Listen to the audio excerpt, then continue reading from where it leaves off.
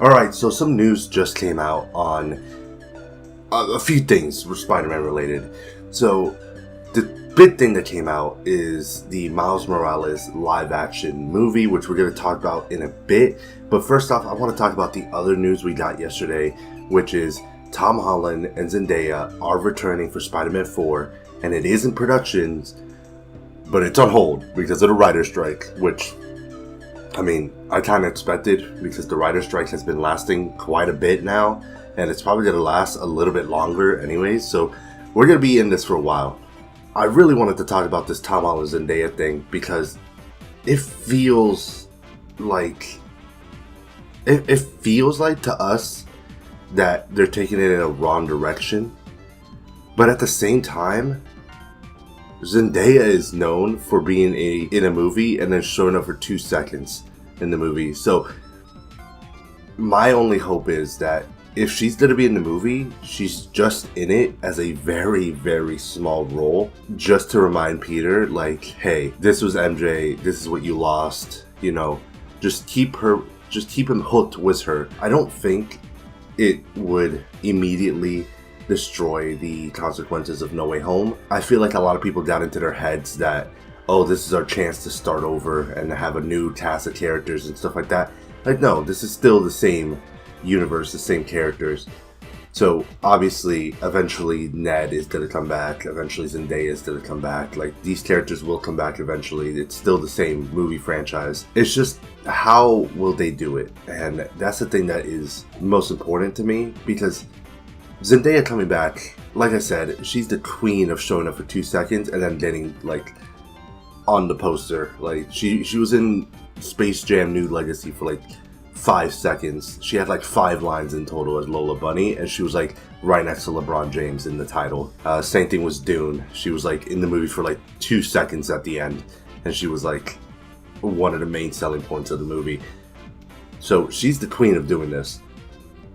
So I'm not too worried, but I'm also worried that they do take it in the wrong direction, because Sony isn't the most reliable, and even though Sony has gotten better over the years in terms of how they communicate and how they do their movies, it is a very much real possibility that they're just gonna take a huge misstep with this movie and have us have MJ and Peter come back together by the end of the movie, just because Zendaya is a very popular actress and Tom Holland is a very popular actor, and they're dating IRL, so the chemistry's there for them. At the same time, I'm not also scared. It's weird. I'm scared, but I'm not scared at the same time, because, like I said, I think a lot of us just got ourselves into our heads and told us this is how the movie has to go, but depending on how the movie's written, Zendaya being in the movie could be a non-factor to the overall movie. We just have to wait and see what they actually do with that.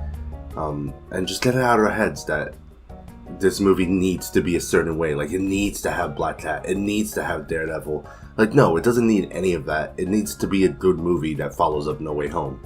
That's plain and simple what the movie needs to be. And if they can make a good story with Zendaya as one of the main characters, then screw it. As long as they don't immediately destroy what No Way Home ended off on, because No Way Home has one of the best endings of any Spider-Man movie ever. So the other big news that we got is, and this one's kind of bigger because the Tom Holland and Zendaya thing, let's be honest, a lot of us expected it. A lot of us didn't want it to happen, but a lot of us expected it to happen. But it's the Miles Morales solo movie. Sorry, the Miles Morales live action solo movie. This is interesting because there wasn't much information. They just said that they're working on one, but there wasn't much information. Like, we don't really know if they're in the MCU.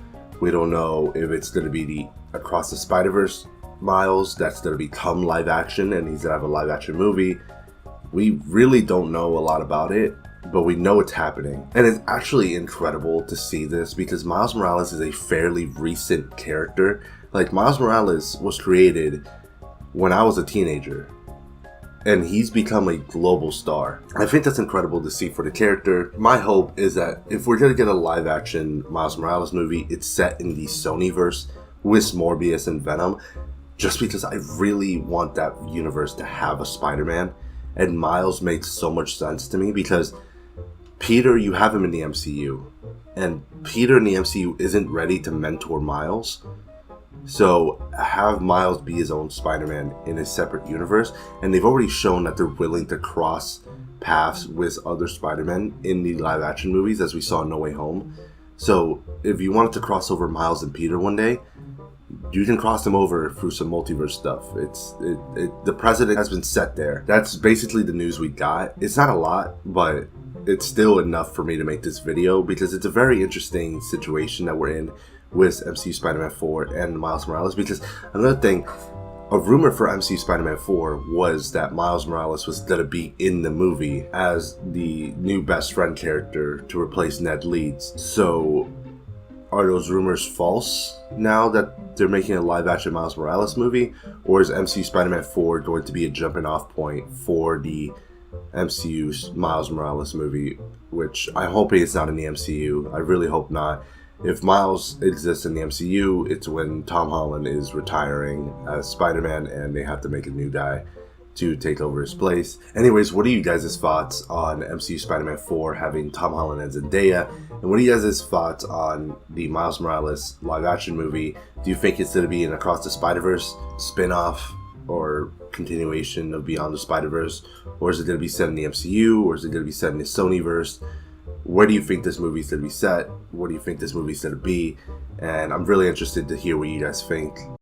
Also, I just want to point out that I scrapped the video to do this video. So the video was going to do with expectations for Across the Spider-Verse, but now I guess I'm just going to have to review the movie because I'm watching it like tonight. So yeah.